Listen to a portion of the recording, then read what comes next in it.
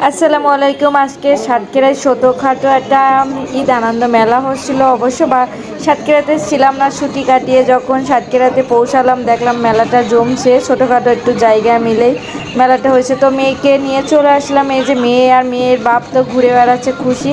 বাচ্চাদের এই স্লিপিংটা খুব ভালো লাগলো। মেয়ে তো উঠবে বাড়ানি, মানে খুব বায়না ধরছে, কিন্তু ওর বাবা এত বড় উঁচুতে তাকে কিছুতেই উঠতে দেবে না। তাকে ভালোভাবে বুঝিয়ে এদিক সেদিক করে ঘুরে নিয়ে বেড়াচ্ছে, কারণ এতে তাকে উঠতেই দিবে না। পরে সে আর তার মেয়ে ভাবলো যে চলো আমরা বন্দুক দিয়ে বেলুন ফোটাই। তো মেয়ের তাতে অনেক খুশি, কারণ ওদের সে উঠতে দেবে না। এই যে মেয়ে দেখছেন তার বাপের নিয়ে এই যে বেলুন মারছে, কারণ হলো মেয়ের খুশিতেই কিন্তু বাপের খুশি। সে তো চাই মেয়ে কান্নাকাটি না করুক।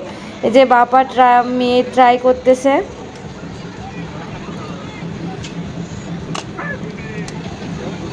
ওই যে বেলুন ফাটিয়ে সে কিন্তু খুবই খুশি, মানে বাচ্চার এই খুশি দেখে দোকানদার তো সেও খুশি। সে তার মানে 10টা বল 5টা সে মারবে, 5টা তার ভাইয়া মারবে।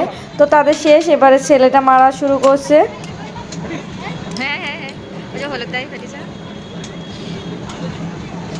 সে ছেড়ে পারছে না বলে বাপ মেয়ে কি করছে দেখেন।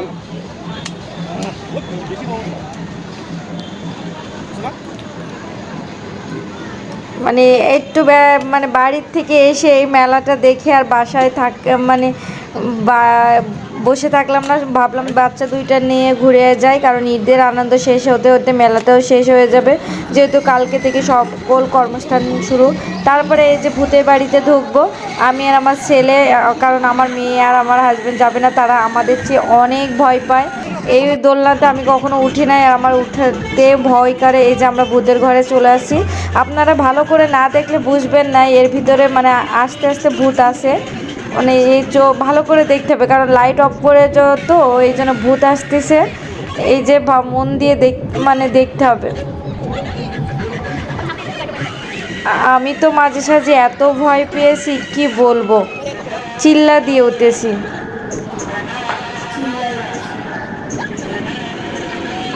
মানে ঘরটা এত অন্ধকার ছিল, আমি ভিডিওতে ভালোভাবে মানে ভূতটা দেখা যাচ্ছিল না।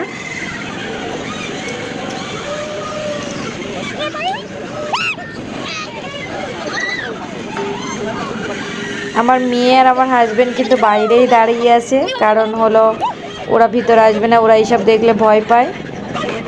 একটু ছায়া ছায়া দেখা যাচ্ছে ভিডিওতে, কারণ এতটা ইন্টারেস্ট ছিল কি বলবো। আমরা দেখে তো আমি যেমন ভয় পেয়েছি, আমার ছেলে বলছে আম্মু তুমি এত চিল্লায় না, ভয় পেয়ে না।